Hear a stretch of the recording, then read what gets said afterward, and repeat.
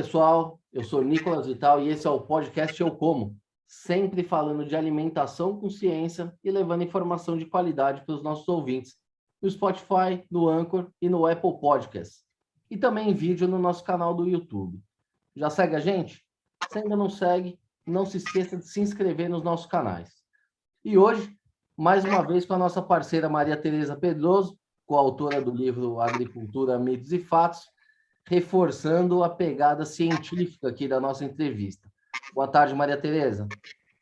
Tudo bom? Prazer estar com vocês. Tudo ótimo. E muito bem. E hoje nós vamos falar sobre um assunto muito interessante e que mostra o quão avançada é a pesquisa agropecuária no Brasil. E também o quão difícil é fazer ciência no país. Há mais de uma década, o Brasil desenvolveu um feijão transgênico, mais resistente a doenças e que reduz a necessidade do uso de pesticidas, uma demanda da sociedade. No entanto, devido a pressões de alguns grupos, esse produto chegou ao mercado somente agora. Mas para falar sobre essa história, hoje nós vamos conversar com o engenheiro agrônomo Francisco Aragão, que é doutor em biologia molecular e atua há mais de 30 anos na Embrapa Recursos Genéticos e Biotecnologia, onde é responsável pelo Laboratório de Engenharia Genética aplicada à agricultura tropical. O Dr. Aragão é pioneiro na geração das primeiras plantas transgênicas do Brasil e trabalhou ativamente no projeto do feijão. Doutor, muito obrigado pela presença, é uma honra ter o senhor com a gente aqui hoje. Bom, é um prazer, Nicolas, conversar com você, com a Maria Tereza, e a gente discutir esses assuntos, levar informação para os seus ouvintes, né? É extremamente importante.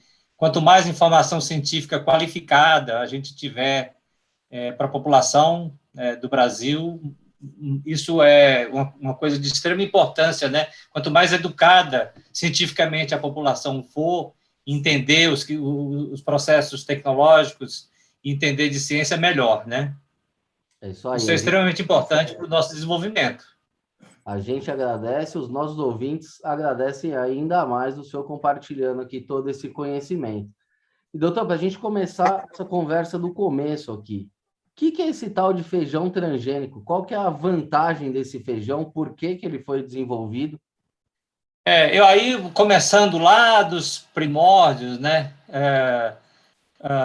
Nós temos... O feijão tem vários problemas, né? E isso as pessoas entendem facilmente aí quando veem anualmente esses picos de preço, né?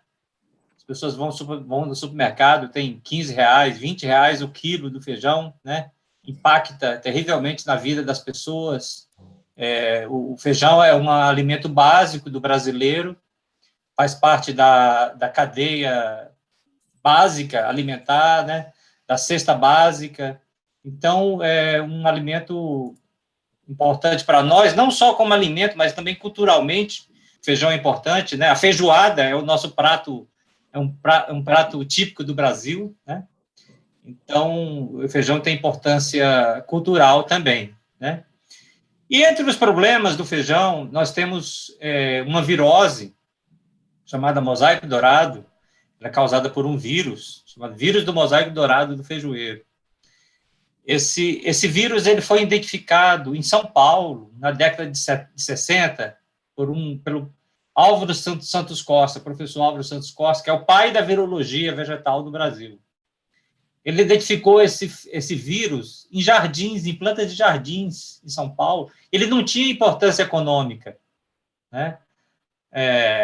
E é interessante porque ele estudava esses vírus, né? Hoje tem muitas pessoas, muitos cientistas estudando os vírus, alguns sem importância econômica, e às vezes eles são até criticados, né? Por que você está estudando esses vírus aí, sem importância, né? Então, o mosaico dourado era um vírus assim, sem importância, né? Até pouco tempo tinha gente dizendo assim, por que você está estudando vírus de morcego, né? Eles não têm importância, por que não vai estudar um vírus de boi, né? De cabra, etc., né? Vírus de morcego, né? Aí veio um coronavírus de morcego, né?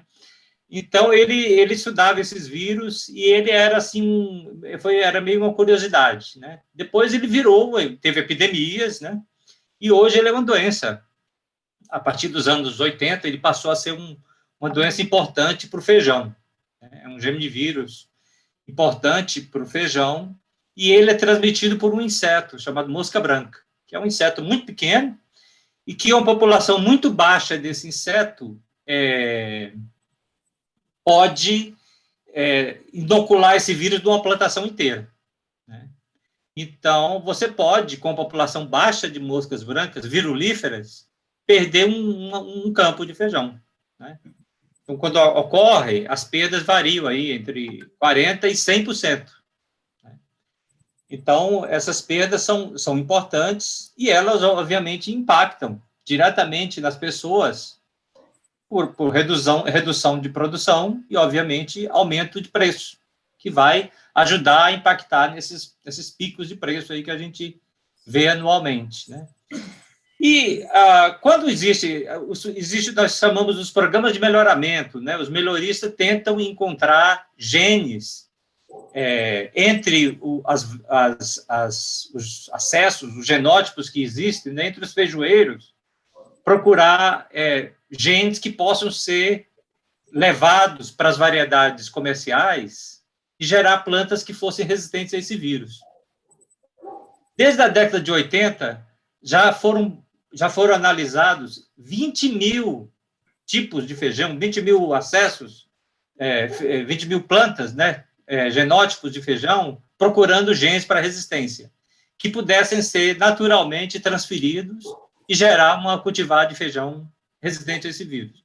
Então, como isso não se conseguiu, então nós começamos a pensar na possibilidade de usar engenharia genética, estratégias de engenharia genética. E começamos isso lá nos anos 90, estudando o vírus, porque você precisa... então, como eu costumo dizer, né, a gente precisa gerar uma cadeia, né, que é gerar conhecimento científico, converter esse conhecimento científico em tecnologias e depois desenvolver essas tecnologias em um produto. Os países se enriquecem quando eles geram tecnologias e convertem essas tecnologias em produtos. É assim que os países enriquecem. E isso vem do conhecimento científico. Então, só gerar o conhecimento científico não é suficiente. Né? Você tem que gerar o conhecimento científico e usá-lo para melhorar as vidas das pessoas. Né? Porque o conhecimento científico melhora a vida das pessoas. Né? Então, e foi isso que a gente buscou fazer, né? Gerar plantas resistentes a esse vírus. Por quê? Usando uma estratégia diferente, porque as metodologias anteriores não estavam funcionando como se pretendia. Então, nós começamos a pensar nessas estratégias daí, só que nós não tínhamos conhecimento para fazer isso, né? Então, houve um estudo da interação do vírus com a planta, porque se você não conhece a interação do vírus com a planta, como é que você vai desenvolver estratégias para gerar plantas resistentes, combater o vírus? Então, você precisa saber o que o vírus faz na planta. Por outro lado, uma vez que você desenvolve estratégias, você também precisa, se você busca fazer engenharia genética, né, você precisa desenvolver formas de inserir essas estratégias no feijão. E o feijão está entre... As leguminosas são difíceis de fazer engenharia genética com elas. E o feijão está entre as mais difíceis. É uma planta complicadíssima. Tanto que, no mundo, basicamente, é o nosso grupo aqui na Embrapa que consegue transformar feijão. Embora tenha outros grupos tentando, querendo. Nós já ensinamos outros grupos, né? Ensinamos um grupo no México, estamos ensinando um grupo na Itália, né, nos Estados Unidos, mas nós aprendemos a transformar feijão. Né? É uma planta complicada e a gente conseguiu combinar, então, esse conhecimento, que é entender como o vírus atuava na planta, desenvolver estratégias para gerar plantas resistentes e gerar as plantas. Foi isso que a gente, basicamente, fez ao longo desse tempo. Aragão, primeiro de tudo, muito obrigada por aceitar a fazer a entrevista com a gente. Muito obrigada por estar aqui. Você, além de tudo, é um amigão, é uma pessoa, é um grande cidadão, antes de tudo. Uma pessoa que realmente é uma cabeça que a gente poderia ter perdido, né, para fora do país, mas ficou.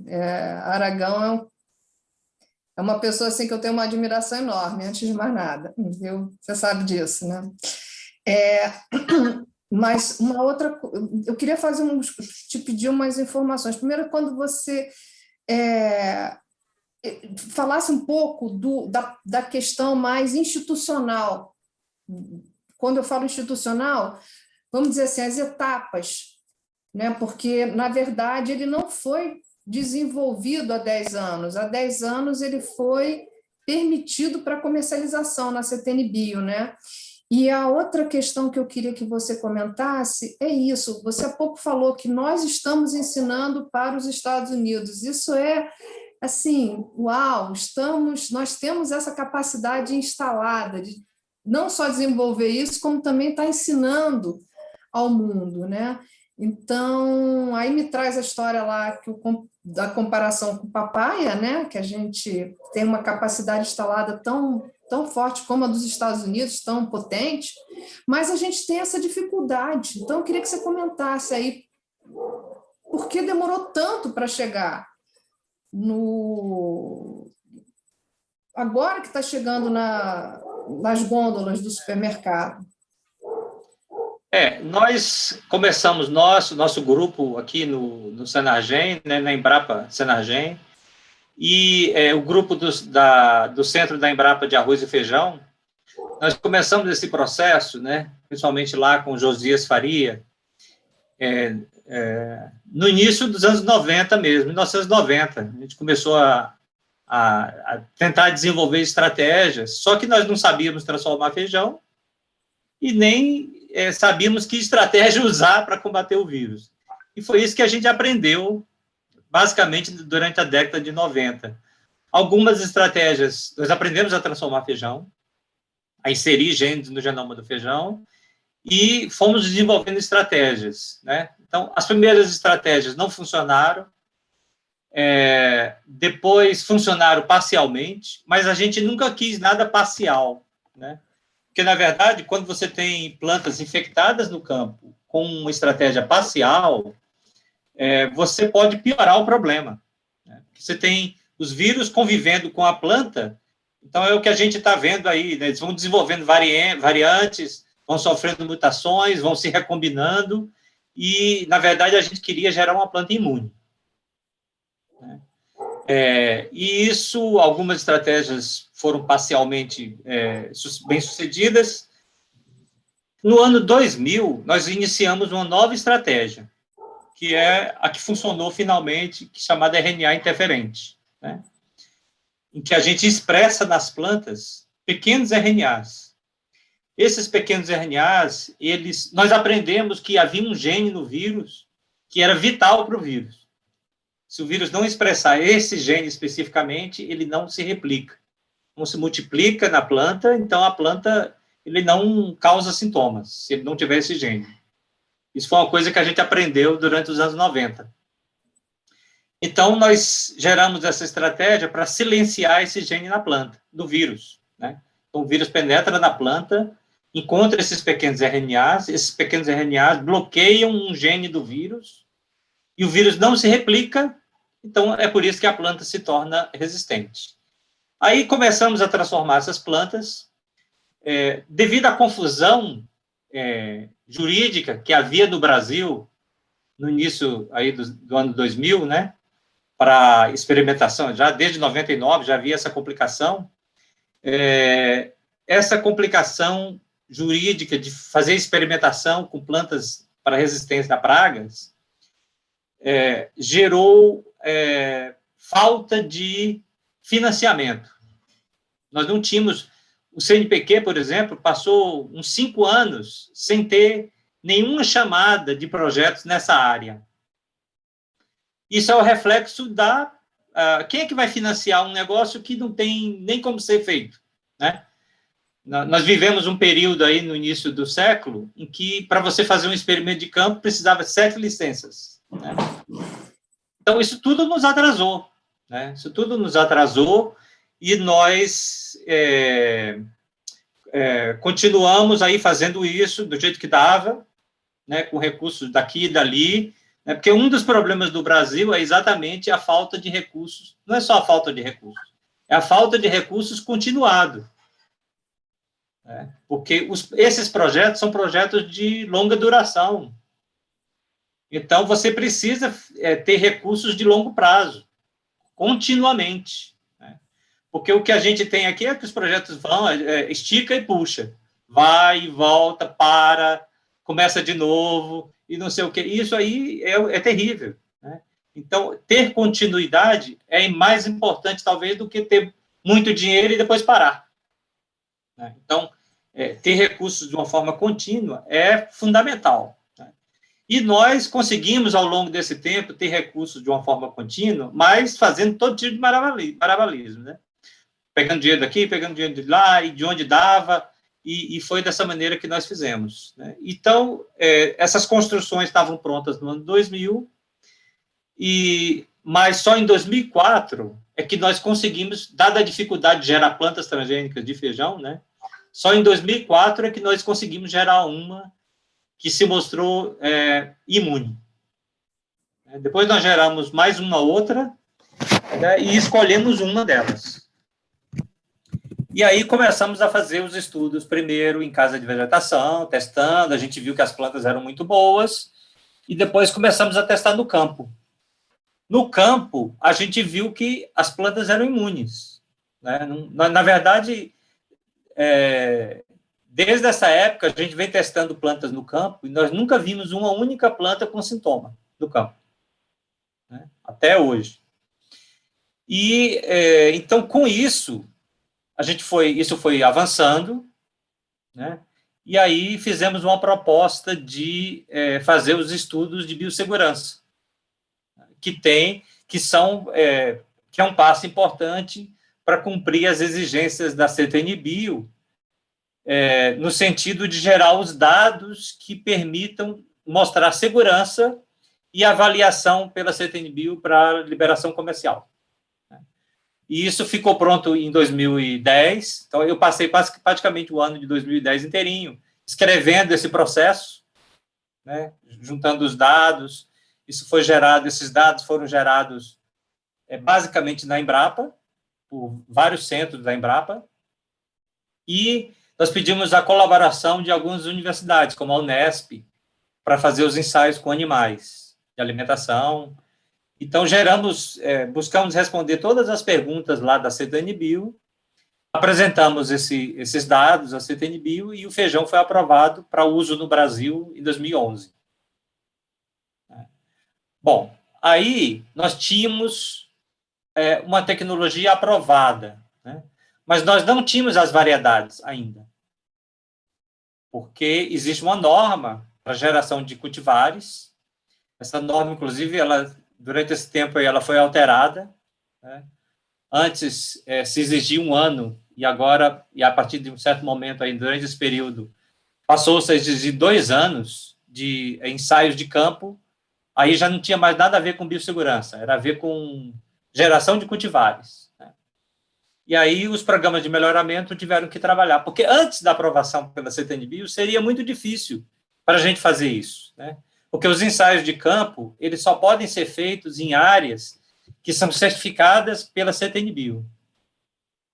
Áreas que a gente chama que tem CQB, Certificado de Qualidade em Biossegurança.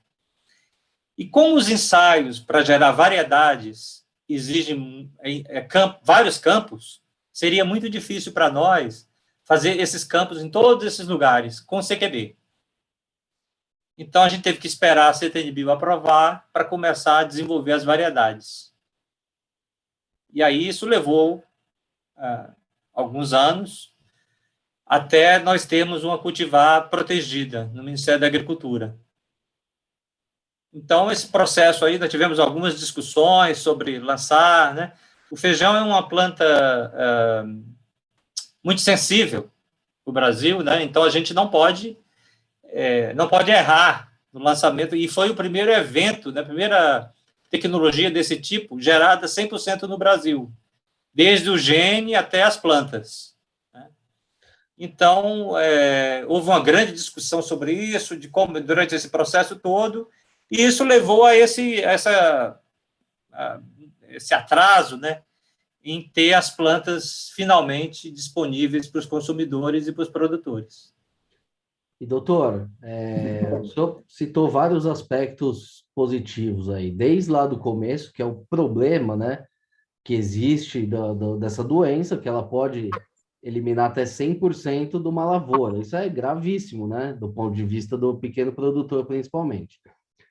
Vocês fizeram um investimento gigantesco numa pesquisa dessa, que é longa, é cara, e chegaram a essa conclusão que essa tecnologia que é eficaz.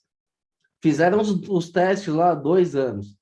É uma tecnologia que, pelo que eu entendi aqui, ela é excelente e deveria ser a prioridade no Brasil, pelo menos enquanto essa doença existisse. Quais foram as principais barreiras? Eu sei que teve muita gente que se opôs, né, pelo simples fato de ser transgênico. Isso de fato aconteceu e atrapalhou o trabalho de vocês? Essas pressões, ONGs, sei lá de quem que veio? Nós começamos, se a gente voltar lá no passado, nos anos 80, né, quando nós começamos a fazer engenharia genética de plantas, a primeira planta transgênica, bom, a engenharia genética ela surgiu lá com o professor Paul Berg, nos Estados Unidos, na década de 70, e os primeiros produtos foram insulina, hormônio de crescimento humano. Na verdade, depois nós tivemos o primeiro animal transgênico. Né? As pessoas às vezes não sabem que os animais transgênicos foram gerados antes da primeira planta transgênica. Primeiro foram animais, em 1980, a primeira planta transgênica entre 83 e 84, e na Embrapa nós fizemos a primeira planta transgênica no Brasil, em 86, provavelmente a primeira da América Latina. E naquela época a gente era muito inocente, né? A gente achava assim, quem é que vai ser contra isso? Isso aqui pode resolver vários problemas, né? Ninguém vai ser contra, né? Até que essa tecnologia virou uma tecnologia comercial. Aí nós começamos a ter aí já nos anos 90, né, com a liberação, já havia havido problemas com o tomate, uma das primeiras plantas a ser comercializadas nos Estados Unidos, né? Depois com a soja, e era soja tolerante a herbicida, onde você tem interesses comerciais tanto de sementes quanto da venda de herbicidas. Então, por exemplo, quando isso entrou nos Estados Unidos, a soja era tolerante a glifosato, né? O preço dos outros herbicidas caiu drasticamente, né? Porque ninguém queria, o consumo migrou para outro tipo de herbicida, né? Então, é claro que as empresas se movimentam no sentido de proteger as suas tecnologias, né? E aí surgiram vários grupos contra essa tecnologia, e eles eram contra tudo, não importa se é feijão, soja ou milho. Eles começaram a combater golden rice, que é o arroz enriquecido com vitamina A, né? Então, você poderia pensar, quem é que vai ser contra um arroz enriquecido com vitamina A, né? E a campanha, no Brasil foi criada uma campanha por um Brasil livre de transgênicos, que era inicialmente capitaneada pelo Greenpeace. Mas tinha outros, o IDEC, a SPTA, várias outras entidades que faziam parte dessa campanha. Né? E eles tinham, e havia isso, em algum momento, o Estado também estava envolvido dentro dessa campanha, eles se infiltraram no Estado, né? E tiveram influência nas leis, na legislação, né? E isso tudo nos atrasou porque quando você tem... nós tivemos um período aí onde não se podia fazer experimentação, né? E isso, quem é que vai financiar se você não pode fazer? Então, uma boa parte da pesquisa, a CTN-Bio ficou muitos anos praticamente parada, porque não havia como nem funcionar, né? E isso, a nossa lei de biossegurança, nós trabalhamos muitos anos sem lei. Não havia uma lei de biossegurança, né? A lei de biossegurança é de 95. Ela foi proposta pelo então senador Marcos Maciel, em 90, e isso foi discutido durante 5 anos, até que foi promulgada em 95. Ela parecia ser muito boa, a lei. Inclusive, ela serviu de modelo para a legislação de outros países vizinhos aqui na América do Sul. Mas ela não passou na prova de fogo. Quando a soja RR foi aprovada no Brasil, ela não passou na prova de fogo. Começaram a haver furos na lei, etc., e isso levou a esses problemas que nós tivemos. Então, nós poderíamos ter gerado esse feijão, por exemplo, muito antes, né? Mas isso não aconteceu por causa desses problemas. Nós temos o problema, obviamente, do financiamento, né, que é um problema importante, e esses problemas legais. Agora, doutor, o senhor citou aí o exemplo da soja RR, que é uma coisa que está diretamente ligada ao uso de herbicidas, né? Então, pode gerar uma crítica de alguma ONG, de alguma, enfim, de alguém que preze pela sustentabilidade, apesar de não ter nada a ver, né? Porque você vai usar menos insumo. Agora, no caso do feijão, não tem por que ter esse tipo de crítica, né? Porque você desenvolveu uma tecnologia que você vai aumentar a produção, ajudar a produção familiar e ainda reduzir o uso de insumos, porque eu acredito que o produtor ele não vai ver a planta dele definhando ali e vai aceitar isso, ele vai utilizar algum tipo de defensivo. Como é que o senhor enxerga isso? E faltou uma comunicação melhor com a sociedade, o senhor acha? Pode ser que tenha faltado, né? Isso era uma das coisas que nós ingenuamente pensávamos. Por que alguém vai ser contra, né? Já que se dizia, não, a soja RR está ligada a um herbicida. O feijão não está ligado a um herbicida, a um fungicida, a um inseticida. Pelo contrário, né? Nós mostramos que hoje os produtores, principalmente os grandes produtores, eles aplicam aí de 10 a 15, fazem de 10 a 20 aplicações de inseticida para controlar a mosca branca, né, que é o inseto que transmite o vírus.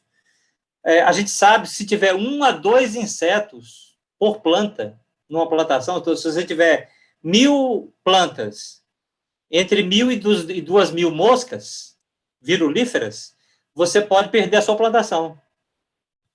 Então, é uma quantidade muito pequena de insetos, né? Então, e aí eles aplicam inseticidas desde o início, semanalmente, né? Às vezes até 2 vezes por semana, para manter a população muito baixa, né?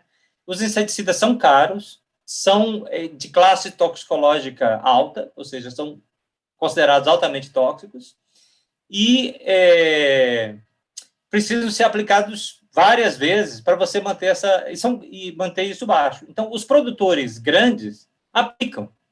E, às vezes, os produtores eles fazem uma conta, né, claro, né, sobre custo-benefício. Então, eu vou, no risco de perder, eu vou aplicar. Os pequenos produtores, às vezes, têm essa dificuldade de fazer isso. Às vezes, eles não aplicam porque é caro demais. Então, eles preferem, às vezes, até correr o risco e perdem. Então, em inglês, a gente diz assim, os grandes produtores spray, aplicam, né, pulverizam. E os pequenos produtores pray, rezam. Né? Então, às vezes você tem que rezar para não aparecer a doença. Né? E aí, a gente viu que, na verdade, ao invés de fazer essas 15 aplicações, né, com essa planta transgênica, pode se aplicar 3 vezes apenas. Né? Porque você pode manter a população de moscas um pouco mais alta, sem precisar combatê-las. Quando você faz isso, você aplicando menos, você não. Porque quando você aplica inseticida para matar a mosca, você mata os inimigos naturais, mata os insetos benéficos, mata outros insetos que não tem nada a ver com a história, e que estão lá e que a gente gostaria que eles ficassem lá. Né? Eles são benéficos. Então, tudo melhora quando você reduz a aplicação. Né? Então, quando você substitui o controle químico por um controle genético, né, é melhor do que ficar usando química, né? Claro que você ainda tem que controlar os insetos, então você ainda tem que fazer aplicações, tem outras pragas, etc. Então, nessa campanha por um Brasil livre de transgênico, basicamente se dizia assim: engenharia genética é para grandes produtores, feita por grandes empresas transnacionais e para commodities. O feijão veio para mostrar que não é isso. Você tem uma planta de pequenos produtores, né? Mais de 60% dos produtores de feijão do Brasil são pequenos produtores, voltada para um problema que é nosso, né? Problema nacional, apesar da doença acontecer em outros países, como na Argentina, por exemplo, né? E por uma planta que não é commodity. Né? Então, por que seria contra? Por que alguém seria contra uma tecnologia como essa? Porque ela quebra as pernas de uma campanha por um Brasil livre de transgênico. Né? Que dizia, não, isso aqui é coisa de quem vai dominar a nossa comida, né? São as grandes empresas transnacionais. Então, qualquer tecnologia que atrapalhasse a narrativa também seria combatida. E, apesar de ser uma campanha por um Brasil livre de transgênico, nunca se falou sobre medicamentos. Por quê? Você falar contra medicamentos não é politicamente correto. Né? Hoje o Brasil é um país urbano. Né? E as pessoas estão na cidade. Né? E elas entendem cada vez menos o que acontece lá no campo. Né? E os medicamentos são coisas que as pessoas da cidade entendem. Já um problema lá do agricultor nem sempre é entendido perfeitamente na cidade. Na verdade, é cada vez menos entendido. Né? Então, as pessoas sabem da importância de tomar o medicamento. Né? A outra grande diferença dos medicamentos para os alimentos é que o medicamento você toma quando você está doente. E aí você toma. Você aceita até os efeitos colaterais. Está lá escrito, você vai vomitar por 3 dias, mas no final você vai ficar bom da sua doença, aí você toma, né? Já o alimento, você come estando saudável. Então, ele é muito mais suscetível a fake news. Alimentos são muito mais suscetíveis a fake news do que medicamentos. Porque, por pior que seja a sua informação sobre a informação errada que você tem de um medicamento, o médico diz para você tomar, você está com um problema, você toma. Né? Já o alimento, não. Se você tiver alguma dúvida, você vai ficar pensando se vai comê-lo ou não. Né? Então, ele é muito suscetível. A indústria alimentícia sabe muito bem disso e tem muito medo de fake news exatamente por isso. Né? Então, a gente pensava, por que alguém vai ser contra? Vai ser contra porque ele quebra algumas premissas dessa campanha que nós tivemos aqui. Né? Porque é um absurdo você pensar que engenharia genética é só para grandes culturas. Né? Na verdade, não é. E existem vários dos outros exemplos mais recentes. Né? Por exemplo, recentemente na Nigéria, foi aprovado um caupi, né, que é o feijão de corda, importantíssimo para o Brasil, para o Norte e Nordeste. Né? Nós temos milhões de pessoas no Norte e Nordeste do Brasil que se alimentam do feijão de corda. Mas foi aprovado um feijão de corda resistente, transgênico, na Nigéria, resistente a uma praga, a um inseto. Né? E está para ser cultivado lá agora, esse ano. O arroz dourado foi aprovado nas Filipinas, está para ser aprovado em Bangladesh. Nós temos hortaliças que foram aprovadas em Bangladesh, né? Resistentes a insetos também. Então, não são commodities. Então, essa não é uma tecnologia. Nós temos o mamão aprovado nos Estados Unidos, está sendo cultivado no Havaí desde 98. Então, não é só soja, milho e algodão. E nem é só grandes produtores. Mesmo porque tem muitos produtores de soja que não são grandes produtores e que plantam também. Né? Inclusive no Brasil. Então, na verdade, é uma ferramenta da agricultura, é uma ferramenta do melhoramento, e a gente não pode abrir mão dessas ferramentas que são extremamente importantes.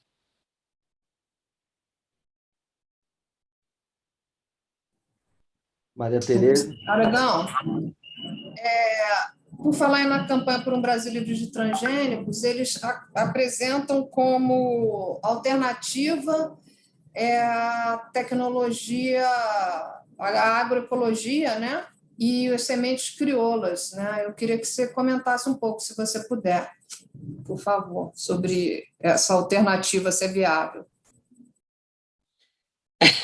Bom, a gente tem os nichos de mercado que, obviamente, têm que ser considerados, né? São importantes. A gente tem produtores produzindo coisas muito em escala muito pequena, às vezes com baixíssima produtividade, para mercados específicos, com preços altos, etc. Isso aí tem que ser considerado, né? Mas o que nós precisamos, o que o produtor, o que interessa ao produtor? Existem coisas que interessam ao produtor, coisas que interessam à sociedade, coisas que interessam ao governo, né? E nem sempre essas coisas estão casadas, né? O que interessa à sociedade? Ter alimentação, ter segurança alimentar. E um dos pilares da segurança alimentar é, primeiro, ter comida. Produzir comida em quantidade. Depois, ter acesso à comida. Aí, estamos falando de preço, né? E depois, ter qualidade. Então, hoje a gente precisa de ter comida acessível de qualidade, né? Então, nós precisamos fazer, e precisamos fazer isso num ambiente cada vez mais desafiador, né? Precisamos fazer isso ocupando menos áreas e uma área menor, ou seja, na mesma área que nós já abrimos, nós não queremos, não é uma boa ideia continuar desmatando, né? Então, na mesma área já utilizada, ou até com redução de área, produzir mais. Então, a gente precisa ter mais tecnologias nessas áreas, porque é tecnologia que faz aumentar produtividade, quer dizer, produzir mais numa mesma área. Isso é uma coisa relevante para o preço, que é o que eu falei sobre o acesso à alimentação, né? Então, o Brasil é um dos países privilegiados no mundo, porque tem áreas suficientes para produzir comida para a sua população. Infelizmente, a gente ainda tem pessoas passando fome no Brasil. Isso já é um contrassenso e não deveria estar acontecendo, né? Porque um dos maiores produtores de comida no mundo, dos maiores exportadores de comida, nós somos primeiro, segundo ou terceiro produtor e exportador em uma grande quantidade de produtos, né? Não só agricultura, mas pecuária, e ainda temos pessoas nessa situação, ou seja, precisamos melhorar o acesso, né? E o preço é importante nisso, né? Então, se você começa a produzir com baixa aplicação tecnológica, com baixas produtividades, então você vai ter... Uma vez a gente estava discutindo um projeto para o Nordeste, né, em que a pessoa do Estado, um agente do Estado, dizia que produzir muito numa mesma área era ruim, né, porque isso poderia exaurir o solo. Eu falei para ele, olha, produzir pouco numa mesma área é que é ruim, porque havendo demanda, os produtores vão aumentar a área. Então, vai aumentar retirada de floresta para aumentar a área, né? E no Nordeste, nas regiões semiáridas, isso é ainda mais crítico, que são regiões em que a regeneração das áreas é mais lenta.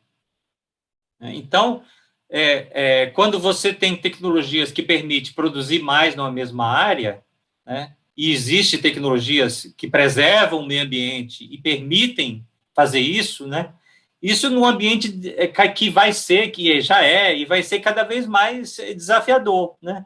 Num ambiente em que as condições climáticas estão ficando cada vez piores, né, com deficiência hídrica, né, a agricultura depende de muita água, então a gente precisa produzir mais, melhor, de uma forma mais segura, tanto para o produtor quanto para o consumidor, né? e num ambiente usando menos água, por exemplo. Então, nós não podemos abrir mão de tecnologias que permitam isso. Então, quando você diz, não, eu vou produzir no meio do mato, você vê áreas assim, pessoas defendendo produção misturado, isso aí já é uma coisa que nós temos... Agrofloresta, você quer falar? Não, eu estou falando de quando se mistura, você tem lá a produção quase que no meio, sem combater as outras plantas que estão do lado, né? Então, são práticas agrícolas que já foram estudadas durante décadas, né? Então, não é à toa que você usa controle de ervas daninhas, né? Não se faz isso porque fica bonito o campo. Não é por causa disso. Se faz porque isso aumenta a produtividade, né? Então, já existe um corpo de conhecimento que mostra isso. Não é porque eu quero ter só soja no campo. É porque eu tendo só soja, ela produz mais. Ela não concorre com as outras plantas que estão lá do lado, etc. Então, existem práticas agrícolas que alguns defendem ainda, que quase que são o que eu chamo de glorificação da pobreza, né? Aqueles produtores produzindo muito pouco, sobrando muito pouco dinheiro no bolso e, às vezes, até insegurança alimentar. Então, o que a gente quer é que haja segurança alimentar para os produtores também, né? Porque, mesmo para a agricultura de subsistência, fala assim, não, existe a agricultura de subsistência, é uma atividade econômica importante, porque ele está produzindo para ele, né? E ali precisa ser uma condição de segurança alimentar. No ano que não produz, ele está numa condição de insegurança, né? Então, quanto mais robusto for o sistema, mesmo na agricultura, não estou falando nem da agricultura familiar, falando daquela de subsistência mesmo, né? Nós precisamos levar primeiro gerar essas tecnologias e tornar essas tecnologias disponíveis, né? Não esses grupos que dizem, não, a gente vai produzir dessa maneira, meio que empiricamente, né? Isso não há necessidade mais disso, né? A gente tem conhecimento para produzir, é preciso ter máquinas para pequenos produtores, por exemplo. Então, mecanização agrícola não é só para grandes produtores, irrigação não é só para grandes produtores, então tem que haver uma mudança no financiamento. Então, essas tecnologias existem, né? É como que você falar para o sujeito assim, não, você não precisa ter celular, só um grupo pode ter celular, esse aqui não, né? Aí por que o outro não pode, né? Por que o outro não pode? E existem grupos na nossa sociedade que dizem isso, só que eles dizem isso no campo, eles não dizem isso na cidade, né? De dizerem, não, você não precisa ter celular, você pode ficar aí só com a máquina de escrever, né? Ou escrevendo à mão. É isso que alguns grupos dizem no campo, né? Isso não dá. As pessoas conhecem essas tecnologias, precisam ter acesso a esse conhecimento e poder usá-lo, no sentido de melhorar a vida deles próprios e dos outros, né? Da sociedade de uma maneira geral. E, doutor, uma coisa que chamou a atenção também, que o senhor falou agora há pouco, é esse receio, né, da indústria de alimentos em mexer com transgênicos, vamos dizer assim. Mas isso já foi superado, né? Hoje a gente vê aí o milho transgênico presente em todo tipo de alimento, aí, salgadinho, bolacha, enfim, inclusive alimentos para crianças. Como é que o senhor vê, não falando do feijão especificamente, essa movimentação dos produtores, né? Porque eles, enfim, se eles tivessem realmente interesse, eles poderiam ter feito uma pressão do outro lado também, buscando essa liberação. Houve isso? Os produtores se mobilizaram? Como é que foi isso do ponto de vista da produção? Como eu disse, né, o que interessa para o produtor é quanto que sobra do bolso, né? Existem interesses, as sociedades têm interesse, de uma maneira geral, por produção. Produção tem impacto no preço, né? Lá na gôndola do supermercado. o governo diz assim, não, nunca antes nesse país se produziu tantos grãos, né? Então, isso é excelente. Mas para o produtor mesmo, o que interessa é a diferença entre o custo de produção e o valor da produção, ou seja, quanto sobra no bolso no final, né? E é isso que eles lutam por isso. Eu lembro que, há muitos anos atrás, eu fui dar uma palestra em São Paulo sobre melhoramento de feijão, e aí os produtores... Em São Paulo existe muito problema com o mosaico dourado, do sul de São Paulo, quase na fronteira com o Paraná. A produção de feijão é muito impactada pelo mosaico dourado lá, né? Então, eu estava falando do mosaico dourado e de tolerância à seca em feijão, né? Aí, no final, um produtor falou assim, olha, a gente está muito interessado na resistência ao mosaico dourado, que é um problema nosso, né? Mas tolerância à seca não é uma boa ideia.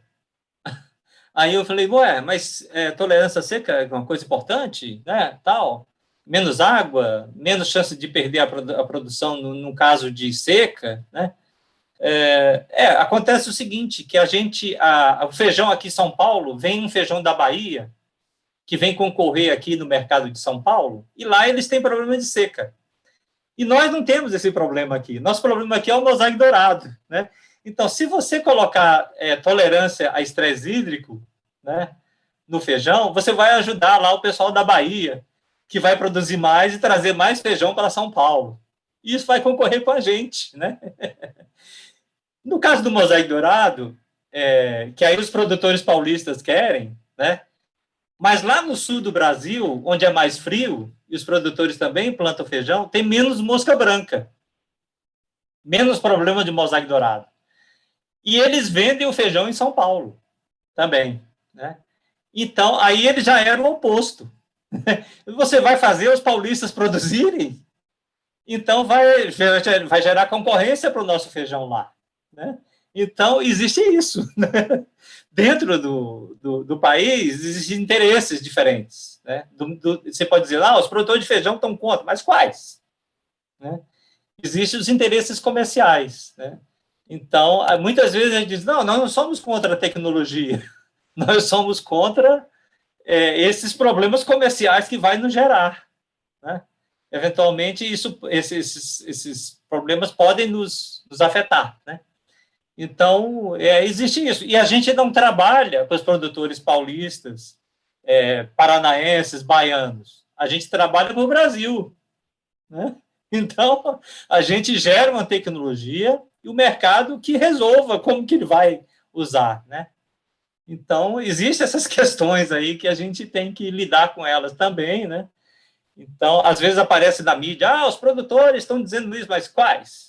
E mas não existe um medo deles em produzir um feijão porque é transgênico. Essa questão é comercial. Não existe, porque o que eles querem é produzir, né? E muitos deles já estão acostumados com essa tecnologia. Muitos já produzem soja, milho, né? Então, eles já estão acostumados com essa tecnologia, né? Então, isso já é uma coisa do dia a dia deles, né?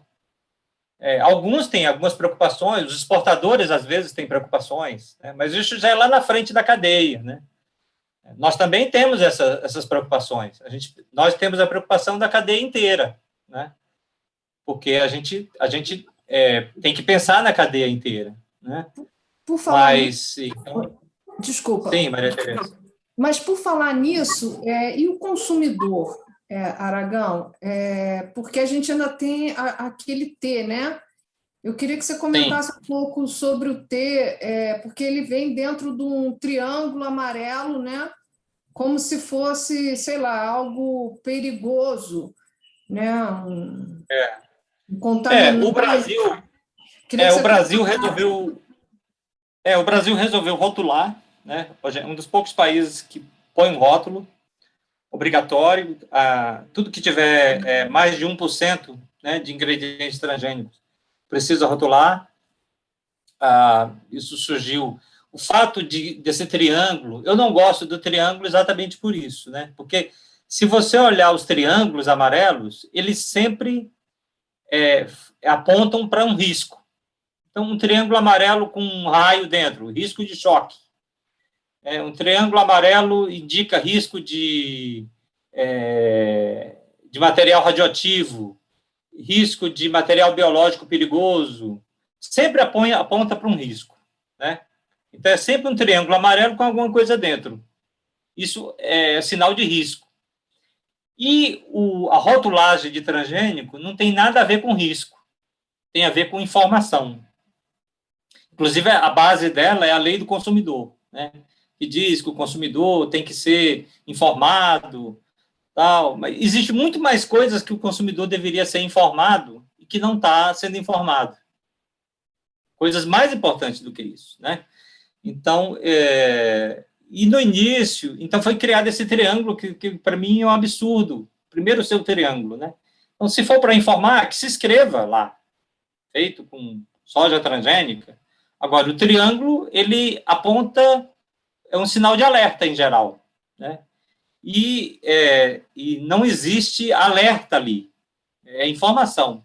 Os americanos, por exemplo, que sempre foram recalcitrantes a fazer essa rotulagem, estão para começar a fazer isso em 2022. Mas o rótulo nos Estados Unidos é um sol bonitinho, amarelinho, um campinho, um campo verde, né?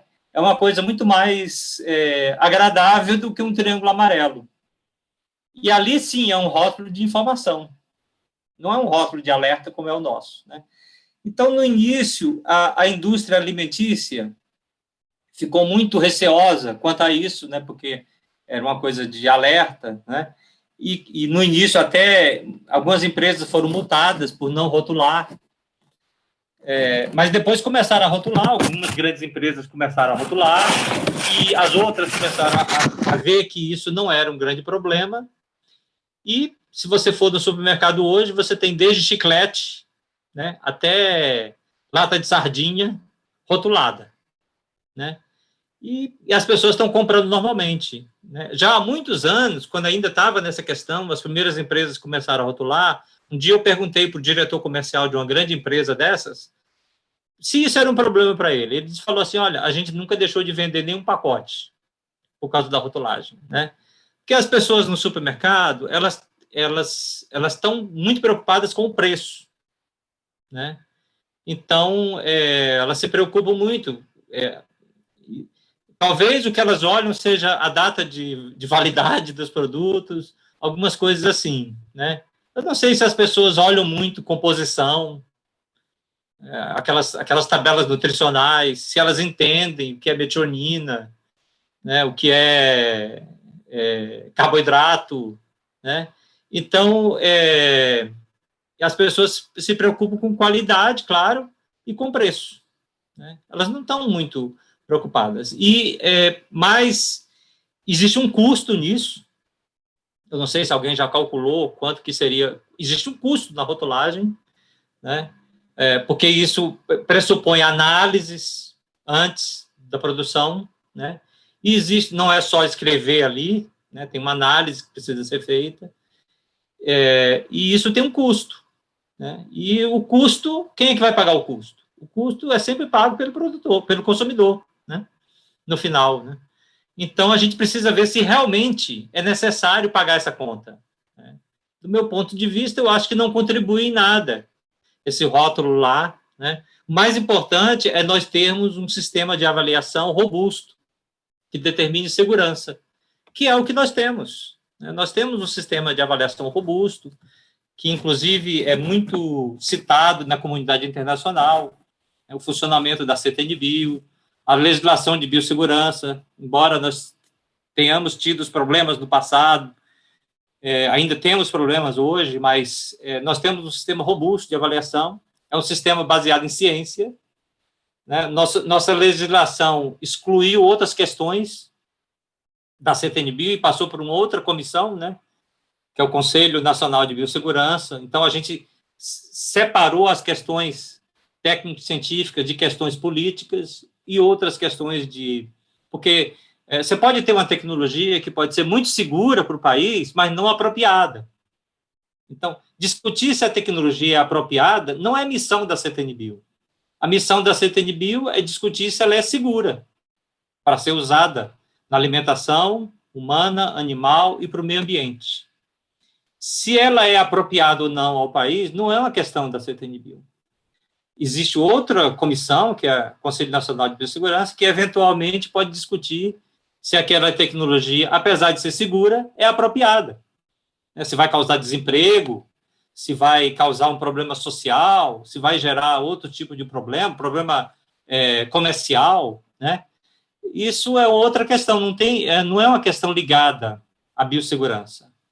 Então, muitos grupos iam para a CTN-Bio pensando nessas outras questões, que não são a questão da CTN-Bio, não são questões para a CTN-Bio, e elas estão separadas na lei.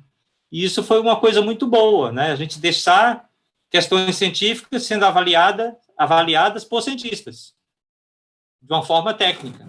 É isso que o Brasil gerou, quer dizer, então essa robustez já existe, e é aí que ela tem que ser exercida, né? E o consumidor saber que isso está acontecendo. Tanto que, após 25 anos de atuação da CTN-Bio, nós nunca tivemos acidentes sérios, nós nunca tivemos problemas para o meio ambiente, muito pelo contrário, né? Problemas para o consumidor, aqueles problemas que se dizia quando a gente ia lá, se a gente olhar lá nos anos 90, né? No início se dizia que plantas transgênicas iam causar infertilidade, iam causar câncer, iam causar todo tipo de problema. Porque quando você vai comer um negócio lá e alguém diz que aquilo vai te causar infertilidade, você fala, opa, isso vai me causar infertilidade, né? Então, isso causa impacto nas pessoas, né? E com o passar do tempo, como nada disso aconteceu, a discussão evoluiu para uma discussão mais de cunho econômico. Nós vamos ficar à mercê das grandes dos grandes produtores de sementes, grandes produtores de insumos agrícolas, né? Eu lembro que uma vez a gente estava discutindo com os produtores de algodão sobre a possibilidade de usar algodão no Brasil, né? E alguém falou, mas as sementes transgênicas de algodão vão deixar os produtores de algodão nas mãos das grandes empresas.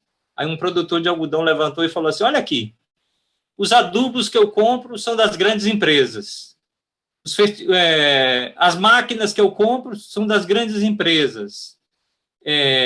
Os defensivos agrícolas são das grandes empresas. Sem essas grandes empresas, eu não produzo. Então, já estou nas mãos delas, né? E as grandes empresas, elas têm um nome a zelar. Quer dizer, na verdade, o que é mais importante para elas é o nome, mais do que os produtos, né? Então, o nome dessas empresas é mais importante, então elas precisam zelar quanto a isso, né? Se elas perderem credibilidade, elas estão muito prejudicadas, né? Doutor, já encaminhando aqui para a nossa reta final aí, finalmente, bom, passado todo esse problema, esses desafios, enfim, o feijão finalmente chegou ao mercado, né? Recentemente, uma marca comercial lançou. Como é que o senhor enxerga daqui para frente? A tendência é que novas empresas se interessem por essa variedade e passem a produzir e comercializar também? Ou você acha que o pessoal vai esperar um tempo para ver o que vai acontecer, para aderir ou não? Como é que o senhor enxerga o futuro aqui do feijão transgênico no Brasil? Olha, Nicolas, o produtor brasileiro ele é muito empreendedor, né? Então, tudo que aparece, ele vai atrás. Tudo que aparece de interesse para ele, ele vai atrás. Então, os produtores... às vezes as pessoas acham que o produtor é um Jeca Tatu, né? Um cara lá... Não é isso, né? O produtor brasileiro, mesmo os pequenos produtores, são bem informados, né? Tanto que nós temos outras tecnologias sendo geradas e a gente recebe perguntas extremamente interessantes dos produtores, do Brasil afora. Muitos pequenos produtores, até produtores de subsistência, têm interesse, né, nessas tecnologias. Então, e hoje todo mundo tem acesso à internet e as pessoas ficam sabendo, eles não são capiaus, aí, gente, sabe? Eles são... O produtor brasileiro bem informado, né? E, então, tudo que é de interesse para eles, eles vão usar. às vezes tem uma tecnologia lá na Austrália que eles ficam sabendo e eles pegam, vão atrás, né? Então, sendo importante para eles, eles mesmos se encarregam de tornar a tecnologia relevante, né? Então, nós licenciamos isso para empresas de sementes, então já existem várias empresas que estão produzindo sementes disso, né? E comercializando essas sementes. Só não vendeu mais porque não tinha, né? No primeiro ano. E no Brasil, no caso do feijão, muitos produtores ainda utilizam, não sei se você sabe, né, mas a gente separa grãos de sementes do ponto de vista agronômico, né? O produtor compra semente de um produtor de sementes e isso é semente. Ele planta. Aí o que ele colhe é chamado de grão, que é o que vai para o supermercado. Mas é claro, o grão pode ser usado como semente também, não certificada. Ele pode plantar, né? Ao contrário do que ainda se diz aí, a gente ouve ainda pessoas dizendo que as sementes transgênicas não podem ser plantadas, né? Não, os grãos não podem ser plantados, não. São viáveis, normalmente, você planta e vai ter uma plantação a partir de grãos, né? Por causa da história do Terminator, que é uma tecnologia que dizia-se que o produtor ia ficar na mão do produtor de sementes, etc., que nunca, na verdade, foi aplicado. Mas esses mitos ainda circulam aí, por aí afora, né? Essas fake news ainda andam por aí. Então, os produtores são ávidos de tecnologias, né? Tudo que fizer ele produzir melhor. O produtor, ele não quer aplicar mais inseticida, encher a plantação de inseticida. Ele não quer. Isso aí aumenta o custo de produção, aumenta o risco do aplicador, né? Ele não quer fazer isso. Quanto menos ele precisar aplicar, melhor. Então, se ele tiver tecnologias para reduzir a aplicação de combate químico, ele quer isso, né? Porque isso vai reduzir o custo de produção, vai ficar mais seguro para ele, vai ficar melhor para os consumidores, né? Então, nós trabalhamos para aumentar segurança na plantação, não só segurança biológica, né? Mas aumentar a probabilidade de, em se plantando, colher, né? Ou seja, não se perder o plantio, né? E os produtores, eles abraçaram isso. Se você perguntar aí quem conheceu essa tecnologia, e o produtor faz uma coisa que todo mundo faz, né? Que é olhar para o vizinho. Então, falar assim, a grama do vizinho está muito verde, o que ele está fazendo? Os produtores fazem a mesma coisa, né? Eles olham para o vizinho, nossa, aquela plantação, e é lá, aí ele vai saber o que é, né? Então, à medida que as coisas estão funcionando no vizinho, os vizinhos vão saber e vão atrás de saber o que ele está fazendo, e vão fazer aquilo, né? É por isso que algumas tecnologias se espalham dessa maneira, né? Começam num certo nível e vão crescendo, às vezes, exponencialmente, né? Aliás, essa tecnologia, o uso da engenharia genética na agricultura, é a tecnologia agrícola que teve a adoção mais rápida na história dos 10 mil anos de agricultura. Né? Por quê? Porque os produtores fazem exatamente isso. Eles olham os vizinhos e falam, não, eu também quero. É por isso, por exemplo, que no início dos anos 90, os produtores olhavam para a Argentina, que estava produzindo, aí no metade dos anos 90, os argentinos liberaram a soja RR, né? Então, os produtores do Rio Grande do Sul, que eram os vizinhos, olhavam para os argentinos. Opa, esses caras estão produzindo mais facilmente, né? Porque também uma tecnologia, às vezes, ela é interessante, e às vezes as pessoas não entendem, né? Que às vezes não é necessariamente porque deixa mais dinheiro no bolso, mas porque facilita a vida. Eu lembro que uma vez eu fui com o professor Paterniani, no Rio Grande do Sul, e tinha um produtor de soja que me dizia assim, olha, durante a época da produção de soja, por causa do combate às ervas daninhas do campo, uma coisa complicada, a gente tinha dificuldade até de dormir à noite, e durante a produção de soja é a época de férias dos meus filhos. E eu nunca saí de férias com os meus filhos, férias escolares, né? Então, ele tinha que ficar ali no campo, vigiando a plantação. E ele falava assim, pela primeira vez esse ano, eu saí de férias com os meus filhos e deixei outra pessoa cuidando da plantação, né? Então, muitas vezes, ele quer facilidade. Os produtores também, não é só... Todo mundo quer facilidade, né? É por isso que as pessoas compram. Algumas tecnologias... Oi, Maria Tereza. Não, desculpa. Por exemplo, a gente pode dar o exemplo do telefone celular, né? Ninguém pediu para o telefone celular ser desenvolvido. Aliás, quando ele foi desenvolvido, as pesquisas que mostravam sobre a adoção diziam que as pessoas não queriam, né? Mas aí, quando ele foi desenvolvido, as pessoas viram que aquilo ajudava na vida delas e adotaram. Então, os produtores fazem a mesma coisa, como todo mundo. Se levar vantagem, fizer produzir melhor, né, com menos custo, de uma maneira mais fácil, ele simplesmente adota. Né? E o feijão ajuda nisso, com certeza. Doutor, essa conversa aqui está muito boa, mas infelizmente o nosso tempo aqui já está chegando ao fim. Queria te agradecer mais uma vez aí pela tua participação, por, enfim, compartilhar um pouco desse conhecimento todo aí, dessa história com a gente. Acho que foi muito enriquecedor aqui para a gente e com certeza para os nossos ouvintes também. Então, já fica aqui o nosso muito obrigado. Bom, eu que agradeço a vocês, parabenizo pela iniciativa de vocês, né? É uma iniciativa louvável, extremamente importante, né? De divulgar a informação. E fico à disposição de vocês, se vocês acharem que existem outros temas que a gente possa discutir no futuro, eu tô à disposição.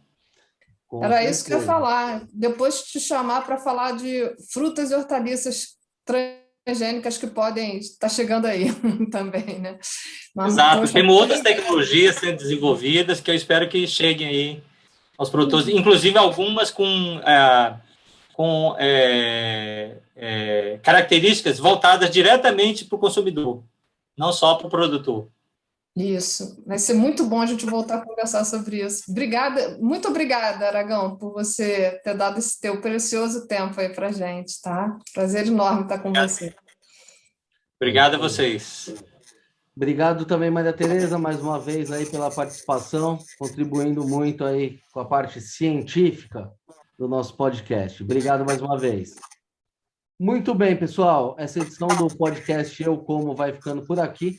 Se gostou da entrevista, não se esqueça de seguir os nossos canais no YouTube, no Spotify ou na sua plataforma de streaming favorita.